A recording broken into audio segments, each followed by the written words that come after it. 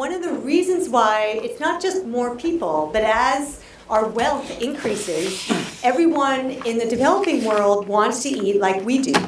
Everyone will want to eat, dairy and eggs and bacon for breakfast, steak for dinner, and this means that we're going to need to really adjust what we eat. So although these are actual data, livestock consumption for developed nations, China, India, because they are, thankfully, a lot of vegetarians in India. But in Africa really hasn't increased. But China, look at that number. And as we go forward, this means that the amount of food we're going to need to grow will increase as the number of people who are wealthy goes up. At the same time, the demand is going up. We have threats to supply. Not only do we have changes in temperature, and those maps you see at the bottom are actual temperature trends observed and precipitation trends, we also see increased competition with land, water, and energy, and we see changes in the mean and the variance of rainfall and temperature, and we see that low and high incomes countries have very different abilities to adapt. I think that the drought in 2012 in the mid-US was really telling. So we've done a fantastic job. So I just saw some research that showed if the 2012 drought had happened in 1988, we would have had 25% larger decline in production in the United States. That is because we have done a fantastic job in using technology to buffer the impacts of weather shocks. But there are hundreds of millions of farmers and women farmers around the world who do not have access to that technology. They are not using fertilizer, they're not using pesticides, and they're really they're being extraordinarily unproductive with the enormously high labor that they're putting into their own crops. And if we can provide that technology to more people, we'll be much better off. One of the reasons why it's so urgent is because of this. Climate change on yields. If we have the climate of the future today, given today's development, this would be the impact on yields. It's astonishing, right? Up to 50% decline in yields between now and 2050. However, this does not include adaptation.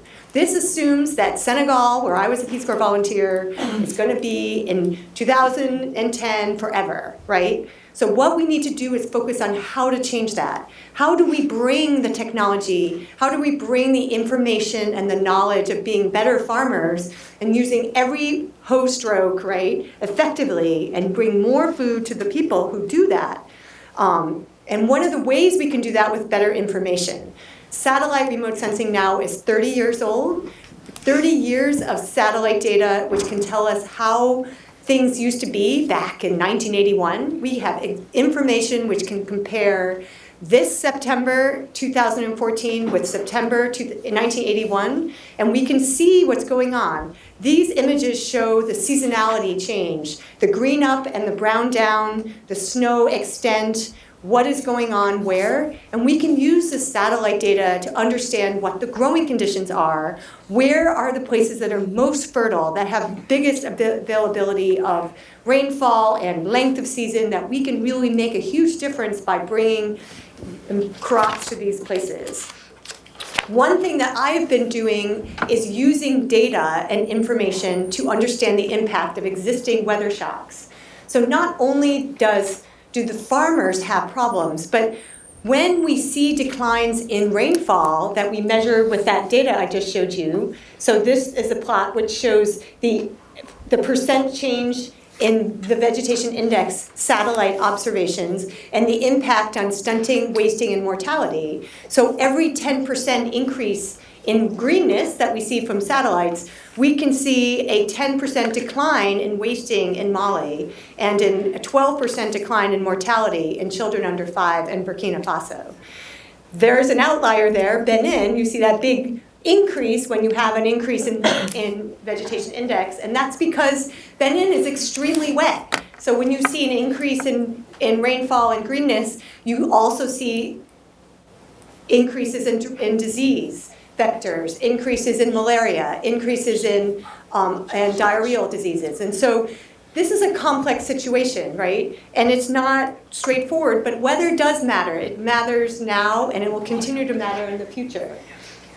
So this kind of, the stunting data I just showed you is available around the world. This is a World Health Organization map from 2011 showing the percent of children under 5 around the world who are stunted, which means they did not get enough nutrients or calories in the first 1,000 days of life. And those dark blue areas is over 40% of the population.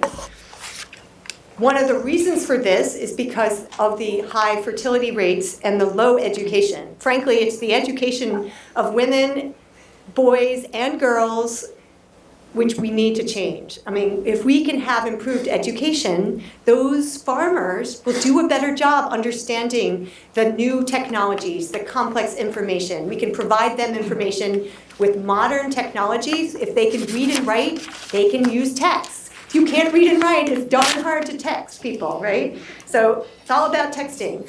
So I wanted to also present this work. This was published in 2008 in the Proceedings of the National Academy of Sciences. And what it shows with co-authors from FuseNet, which is a USAID funded program, and basically what it shows is that from 1970 to 2010, or 2005, I think, you can see that the increase in the use of improved seeds and the increase in cropped area and the increase of use of fertilizer is not keeping up with the population increases. So you see that gap, that big gray arrow. That is the difference between the use of technology in Ethiopia, Kenya, Tanzania, Zambia, and Zimbabwe, that we need to close that gap. As we need to become more productive as more people, as the demand grows.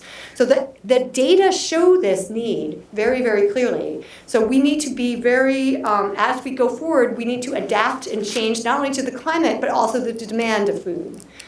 So without increasing investment, this food gap, the gap between productive capacity per person and the need for food will increase. And there are very large negative consequences for girls and women now and in the future.